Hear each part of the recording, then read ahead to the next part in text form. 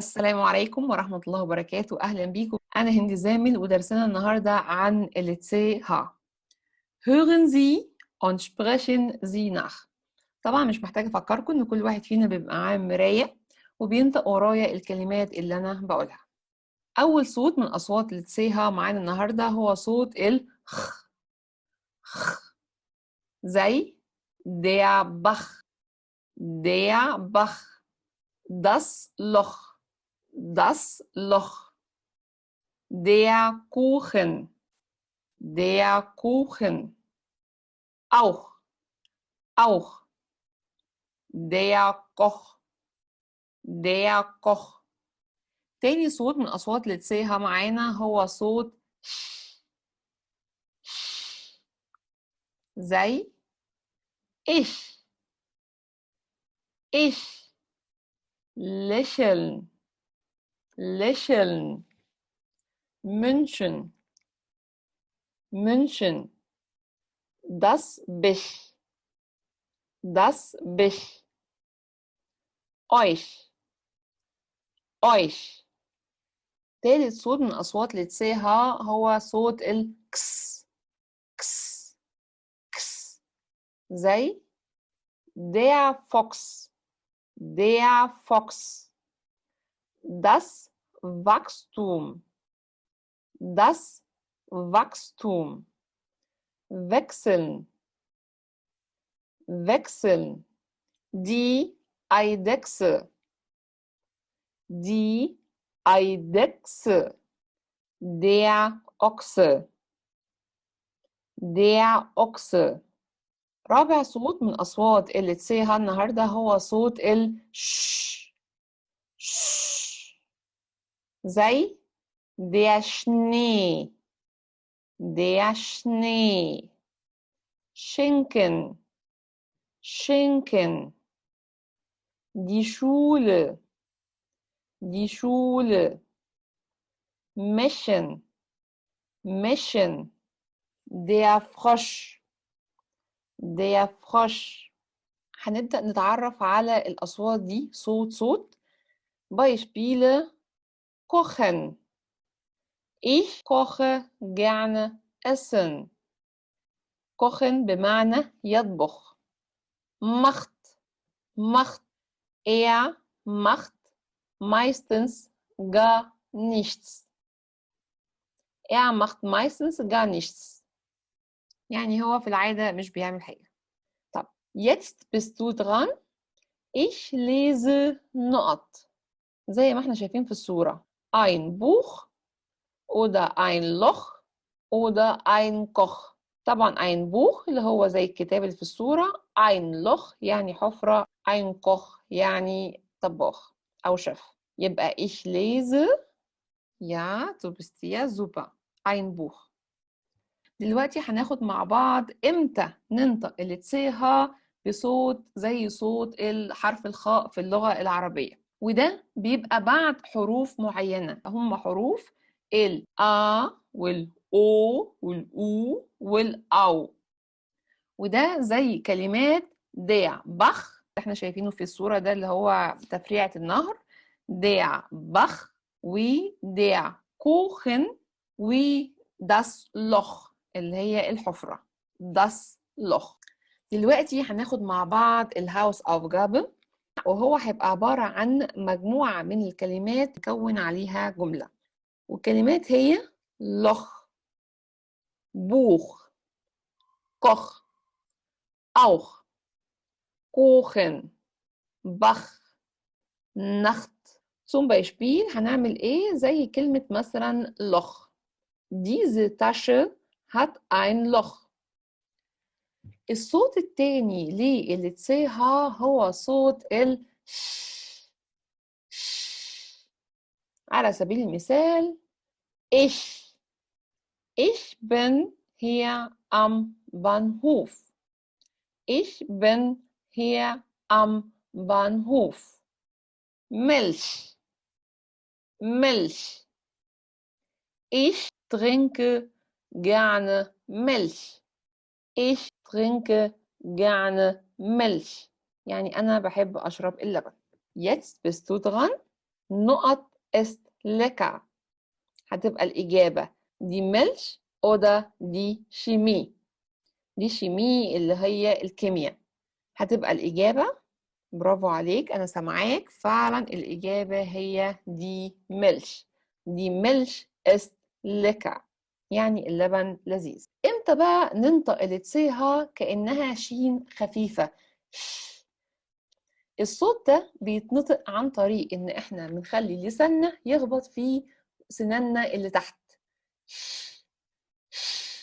وفي هواء بيطلع من بقنا واحنا بننطق الصوت ده. الصوت ده بيجي بعد حروف ال A وال E والأملاوت والأوي والآي، وهيجي في كلمات زي على سبيل المثال der Räucher Lachs. der Räucher Lachs اللي هو السلمون المدخن. lächeln lächeln lächeln. die Stäbchen die Stäbchen.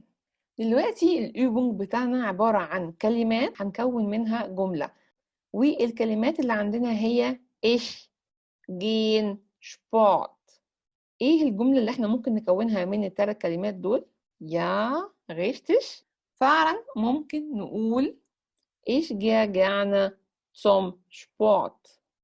انا بحب العب الرياضة. زي ما احنا شايفين دلوقتي سور الصين العظيم، وكلمات تحتيها زي شينا شينيزش sprechen، فممكن نقول جملة زي ja super in China wird Chinesisch gesprochen. In China wird Chinesisch gesprochen. الصورة الثالثة واحدة بتطبخ وتحتيها كلمات زي Küche kochen ich. هتبقى الجملة بمنتهى البساطة هي ja richtig. In der Küche koche ich viel. In der Küche koche ich viel. هنيجي بقى للهاوس أوفجابة معانا النهاردة على الجزئية دي، وهيبقى bilden Sie bitte einen Satz. يعني هنكون جملة من برضو الكلمات دي، والكلمات اللي عندنا النهاردة هي دي شيمي، دي ميلش، ليشلن، das بش، ميشائيل وده اسم طبعا، منش، دي كعشة. تالت صوت من أصوات اللي تسيها النهاردة هو صوت اللي تسيها اس، وده بيعمل صوت كس كس زي كلمة لوكس لوكس، وهو الحيوان اللي في الصورة دي. على سبيل المثال Luchs ist die größte Raubkatze, die in Europa vorkommt. Luchs ist die größte Raubkatze, die in Europa vorkommt. Erwachsen, erwachsen بمعنى ينمو. Wenn ich erwachsen bin, werde ich mit dem Taxi fahren. دلوقتي دورك. Ich brauche نقط 100. Ich brauche نقط 100. هتبقى الإجابة ja super 6. Ich brauche 600. 100. طيب دلوقتي القاعدة بتقول لنا إن ال CHS بتعمل صوت كس كس، وده نفس صوت حرف الإكس في اللغة الإنجليزية. على سبيل المثال فوكس فوكس، ايدكس ايدكس، اوكسن اوكسن. دلوقتي هنيجي على اليوبونج، وهو هيبقى عبارة عن مجموعة من الكلمات اللي ما بين الأقواس ومجموعة جمل هنكملها بالكلمات اللي موجودة ما بين الأقواس. الكلمات اللي موجودة ما بين الأقواس هما لاكس وده بمعنى سلمون، der Fox der Fox، wachsen بمعنى ينمو، Eidechse، Ochsen وهما الثيران. أول سؤال عندنا نقط ist ein Tier، هتبقى الإجابة Der Fuchs. Der Fuchs ist ein Tier. السؤال التاني بيقول lass ihm einen Bart نقط wachsen. Lass ihm einen Bart wachsen.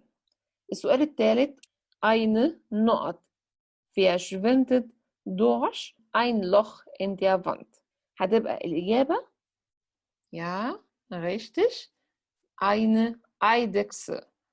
السؤال اللي بعديه mit نقط beflügen. mit نقط beflügen. Ochsen. Mit Ochsen beflügen.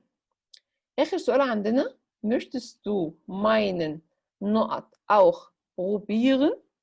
هتبقى الإجابة Lachs. möchtest du meinen Lachs auch probieren؟ دلوقتي هنيجي للهاوساufgabe والهاوسaufgabe ده هيبقى لطيف جدا. هو عبارة عن التسونكن بريشة.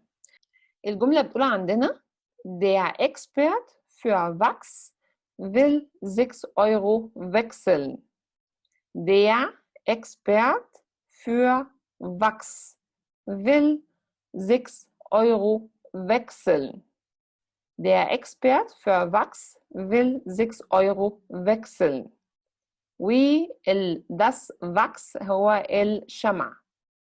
رابع صوت عندنا النهارده هو صوت ال SCH وده بينتج عنه صوت ش زي schön schön. Du bist schön. Du bist schön. Geschichte. Geschichte. Geschichte. Mein Lieblingsfach ist Geschichte. يعني التاريخ هو مادتي المفضلة. In نقط habe ich nicht immer so gut aufgepasst. وده على سبيل المثال الماثيماتيك وده الشيمي وده الجيشيشته. هتبقى الإجابة ja Geschichte. In Geschichte habe ich nicht immer so gut aufgepasst. Der Fisch. Der Fisch. Juhu, ich habe einen Fisch gefangen. Juhu, ich habe einen Fisch gefangen. Der Schrank. Der Schrank. على سبيل المثال der Schrank für die Kleider ist der Kleiderschrank. Der Schrank für die Kleider ist der Kleiderschrank. طب دلوقتي هيجي دورك. Ich نقط mit einem schönen Stift. Ich نقط mit einem schönen Stift. Schreibe. Ich schreibe mit einem schönen Stift. دلوقتي ال SCH ليها صوتين حقيقي مش صوت واحد. الصوت الأول في الحالة الأولانية هي بتصدر صوت زي صوت حرف الشين في اللغة العربية. فالصوت بتاعها بيبقى صوت ش ش. فاكرين لما قلنا إن الصوت الأولاني اللي هو صوت التسيها اللي هو صوت الشين الخفيفة كان لساننا بيخبط فيه سناننا لتحت وفيه هوا بيطلع من بقنا. دلوقتي هيبقى لأ سناننا قافلة على بعضها زي صوت الشين العادي في اللغة العربية. طيب امتى الصوت الشين الصريح ده بيبقى امتى؟ ده بيبقى في حالة لو الاس تسيها جت في مقطع واحد زي كلمات schenken mischen die Schule der Schnee. الحالة التانية وهي لو الاس في مقطع والتسيها في مقطع منفصل. في الحالة دي بتعمل صوت اللي هو زي صوت الشين الخفيفة زي كلمة bisschen bisschen bisschen. طيب الübung بتاعنا النهاردة هو عبارة عن bilden Sie bitte einen Satz. أول كلمة عندنا هي die Schule. زي ما احنا شايفين الصورة عندنا ممكن نقول جملة بسيطة زي Ja, richtig. Die Schule ist groß. Der Schnee. ممكن نقول جملة زي Ja, der Schnee ist weiß. الكلمة الثالثة schenken. schenken بمعنى يهدي. Ich möchte dir etwas schenken. Der Frosch. Der Frosch. زي ما احنا شايفين في الصورة ممكن نقول Der Frosch fängt eine Fliege. Der Frosch fängt eine Fliege. الهاوسأوفجابة على الصوت الأخير لصوت الاس تي ها هيبقى عبارة عن مجموعة من الكلمات هنقراها مع بعض وهنبدأ نقسمها في الجدول اللي تحت ده. شاف شاف Schlange Schlange Schal Schal Schloss Schloss Schinke Schinke Schinken Schinken Schere Schere Schwein Schwein Schnabel Schnabel Schule Schule Schatten Schatten Schnauze Schnauze Chef Chef Schirm Schirm Schnitzel Schnitzel Schlüssel Schlüssel Schaufel Schaufel Schwert Schwert. هي دي الكلمات اللي احنا هنقسمها بناء على der ودي ودس.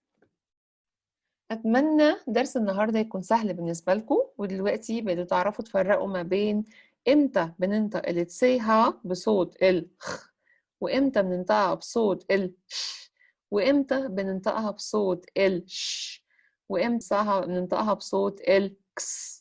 Bis zum nächsten Mal. Tschüss.